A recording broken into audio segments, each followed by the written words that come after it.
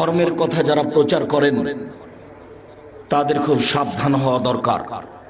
মুখ দিয়ে যেটা আপনি বের করেছেন সেটা যদি নবীর না হয় তাহলে আপনার কি হবে? আমি আপনার ব্রাহ্মণবাড়িয়া কসবার আল্লাহুম্মা সাল্লি আলা সাইয়্যিদিনা মাওলানা নাবিয়ানা মুহাম্মদ এটা বন্ধ করতে আসেনি। আমি আপনাকে বলতে এসেছি এটা যদি নবীর না হয় তাহলে আপনার কি হবে? এইটুকু আপনাকে বলতে এসেছি। আপনি মানলেন কি আর না মানলেন কি? মানুষই তো জাহান্নামে যাবে না, গরু ছাগল যাবে? মানুষই তো জান্নাতে যাবে না, গরু ছাগল যাবে? গরু ছাগল যাবে না, মানুষই যাবে। মানুষের জন্য জাহান্নাম রেডি, মানুষের জন্য জান্নাত রেডি। তা আপনি ইবাদত করে জাহান্নামে যেতে চাচ্ছেন, যান। মুহাম্মদ সাল্লাল্লাহু আলাইহি ওয়াসাল্লামকে অপমান করলে জাহান্নাম তো হবে, জান্নাত তো হবে না। ইবাদত কম করে জান্নাত হবে। জান্নাতে যায়নি তার আগে ঘোষণা জান্নাত। একটা লোক এসে বলছে যে দুল্লানি আল আমালিন, এই যে আমিল তো দাখালতুল জান্নাতা, আমাকে একটা আমলের কথা বলেন, আমি যদি আমলটা করতে পারি তাহলে জান্নাতে চলে যাব। তখন আল্লাহ রাসূল বলছেন যে 5 ওয়াক্ত সালাত আদায় করো, ফরজ সিয়াম আদায় করো, যাকাত দাও, হজ করো, এরকম কয়েকটা কথা বলতে লোকটা এবার চলে যাচ্ছে আর বলছে ওয়াল্লাহি আল্লাহর কসম লা জুদালা হাজা ওয়ালা আন কসমিনো, আল্লাহর কসম আমি এর কমও করব না এর বেশিও করব না, আল্লাহর কসম এর কমও করব না এর বেশিও করব না।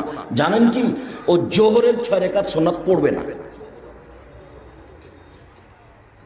ও ফজরের 2 রাকাত সুন্নাত পড়বে না। বলছে আল্লাহর কসম আমি এর কমও করব না এর বেশিও করব না, তাহাজ্জুদও পড়বে না। তখন আল্লাহ রাসূল বলছেন মান সাররা ইয়ানজুরা ইলাল জান্নাহ ফালিয়ানজুর ইলা হাজা। শোনো শোনো শোনো শোনো, কেউ যদি জান্নাতি দেখতে চাও এই দেখো এই লোকটা জান্নাতি, এই দেখো এই লোকটা জান্নাতি। হাদিস বুখারী মুসলিম। রাসূল সাল্লাল্লাহু আলাইহি সাল্লামের সুন্নাতকে মেনে চললে ফলাফল সহজ, রাসূল সাল্লাল্লাহু আলাইহি সাল্লামের সুন্নাতকে মেনে না চললে ফলাফল ভয়াবহ। পৃথিবীর মানুষ, আমার একটি কথা জানা থাকলে অন্যকে বলো। 2, বনী ইসরাইলের কাহিনী বলো। 3, কেউ যদি কোনো কথা আমার নামে বলে সেই কথা যদি আমার না হয় তাহলে তার থাকার জায়গা জাহান্নাম। এখন মুকশিদুল মুমিনিনের বইয়ের প্রথম দিকে আছে কে যদি 1 ওয়াক্ত নামাজ কাজা করে তাহলে 80 হোক বা জাহান্নামে থাকতে হবে। এইবার ওই যদি এখন রাসূলের কথা না হয় তাহলে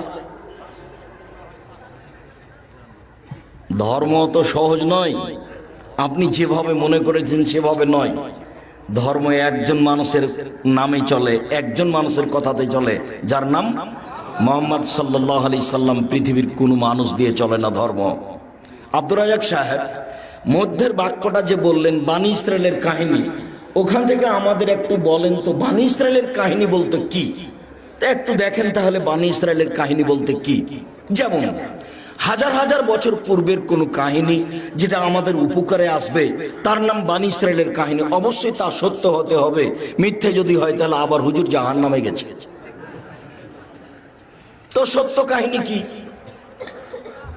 আবু হুরায়রা রাদিয়াল্লাহু তাআলা আনহু বলেন রাসূল সাল্লাল্লাহু আলাইহি সাল্লাম বলেছেন লাম ইয়াতাকাল্লাম ফিল মাহাদি ইল্লা সালাসা, পৃথিবীতে মাত্র 3 জন দুধের বাচ্চা মায়ের কোলে কথা বলেছে।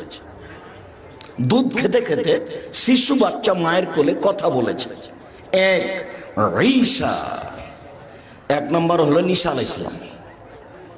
দুধের বাচ্চা মানুষ সমাজে নিয়ে এসেছে মারিয়াম।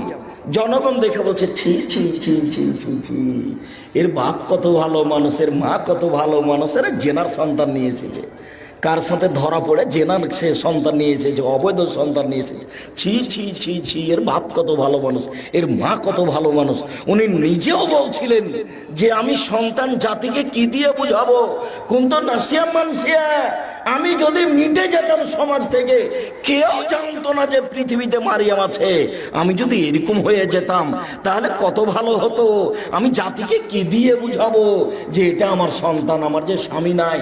যখন জিবরাইল বললেন যে আপনার একটা সন্তানের খবর দিতে এসেছি, তখন মারিয়াম বললেন আন্নালি গোলাম, আমার সন্তান কি করে হতে পারে?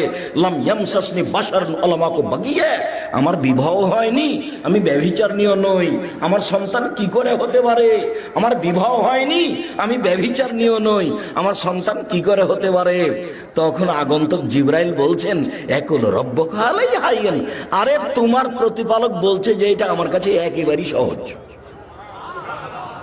আমি তো বাপ মা ছাড়াই আদমকে তৈরি করেছি, আর ঈসাকে করেছি বাপ ছাড়া মাকে দিয়ে, এটা আমার কাছে কোনো ব্যাপার নয়, আমি বললেই হয়ে যায়, কুন ফায়াকুন হয়ে যায়। এটা আপনার প্রতিপালক বলছে। তো সন্তান হয়ে গেল, এখন জাতিকে বুঝাবে কি দিয়ে? বুঝাতে পারে না, এখন সব জাতিকে ইশারা করছে এদিকে, বাচ্চাটাকে কথা বলে, তখন বাচ্চা বলছে ইন্নী আব্দুল্লাহ আনা নবী, আমি হচ্ছে আল্লাহর বান্দা, আমি হচ্ছে নবী। দুধের বাচ্চা কথা বলছে। দুই, ওয়া কানা রাজুলুন ফি বানি ইসরাঈল ইকালু লাহু জুরাইজ, আজ থেকে হাজার হাজার বছর পূর্বে একটা লোক ছিল যার নাম ছিল জুরাইজ। ইসল্লি ফি সাওমাতিহি, সে তার গির্জা ঘরে ইবাদত করছিল। ফাজাতহু উম্মুহু, তখন তার মা চলে আসলো। ফাদাতহু, তার মা তাকে ডাকলো, জুরাইজ জুরাইজ, তার মা তাকে ডাকলো। তখন সে মনে মনে বলতে লাগলো, উজিবা উসাল্লি, এখন আমি আমার মায়ের ডাকে সাড়া দিব না সালাত আদায় করব? আমি আমার মায়ের ডাকে সাড়া দিব না সালাত আদায় করব? এরকম একটু বলতে বলতে দেরি হয়ে গেছে। তখন তার মা বলছে, আল্লাহুম্মা লা তুমিতহু তুরিহুজুহাল মুমেশা, আল্লাহ তুমি আমার এই ছেলের মরণ দিও না পতিতালয়ের মহিলার মুখ দেখা পর্যন্ত। আল্লাহ এই ছেলে যেন না মরে কোন একটা বদ মহিলার সাথে দুর্ঘটনা না হয়ে। মা বলে চলে গেলেন। একটুটি মার মন খারাপ, যেতে না যেতেই ফাতার রাজাতুল্লাহ ইমরান, একজন মহিলা এসে তাকে বলছে যে আপনি আমার সাথে জেনা করেন। ফাআবা, তিনি তখন মুখটা ঘুরিয়ে বলছেন, ছি ছি ছি ছি ছি ছি, তুমি বলো কি? তুমি আমার সাথে জেনার কথা বলো মানে? ফাতাতি রাইয়া, তখন মহিলা এক রাখালের কাছে আসলো। ফাম কানাতুহু, মহিলা রাখালকে চেপে ধরলো, তার সাথে অন্যায় করলো। ফাওয়ালাদাত গোলামান, তার সাথে জেনাই করে একটা সন্তান জন্ম দিল। সন্তান যখন জন্ম নিল তখন মহিলা বলল যে হুয়া মিন জুরাইজ, এই বাচ্চাটা হলো জুরাইজের। ফাতাহু, জনগণ গির্জা ঘরের পাশে আসলো। ফাকাসসারুহু, তার গির্জা ঘরকে ভেঙে একবারে ধুলা ধুলা খান খান করে দিল। ওয়ানজালুহু, তারা তাকে গির্জা ঘর থেকে টেনে হেঁচড়ে রাস্তা নামিয়ে দিল। ওয়াসাব্বুহু, তারা তাকে অকথ্য ভাষায় গালি দিতে লাগলো, যার যা মনে লাগে। হ্যাঁ বেটা, তুমি গির্জা ঘরে ইবাদত করো আর জেনা করো, যার সন্তান হলো এইটা, সবাই স্বাভাবিকভাবে মন খারাপ করবে, যা হওয়ার তাই হলো। ফাকামা, জুরাইজ দাঁড়ালেন। ফাতাওয়াদ্দা, ওযু করলেন। ওয়াসাল্লা রাকাতাইন, দুই রাকাত সালাত আদায় করলেন। ফাআতাল গোলামা, এবার দুধের বাচ্চার কাছে আসলেন। দুধের বাচ্চার কাছে এসে বলছেন, মানাবুকা, ও দুধের বাচ্চা, বলো তো তোমার বাপকে? তখন দুধের বাচ্চা বলছে, আবিয়া রাই, আমার বাপ হচ্ছে রাখাল। কালো, জনগণ বলল, নাবনি সাওমাতাকা বিযাব, শোনেন জুরাইজ, আপনার গির্জাঘর আমরা স্বর্ণ দিয়ে বানিয়ে দেব। তখন জুরাইজ বললেন, লা ইল্লা বিদ্দীন, আমার গির্জাঘর স্বর্ণ দিয়ে বানাতে হবে না, মাটি দিয়ে বানাতে হবে, যাহাই ছিল তাহাই করিতে হইবে। হাদিস মুসলিম। এরলাম বানি ইসরায়েলের কাহিনী। এই ছেলে, একটু বাইরে দেখো তো, যারা একটু হইচই করছে তাদের একটু হইচই বন্ধ করো তো, যারা তোমরা দায়িত্ব পালন করছো।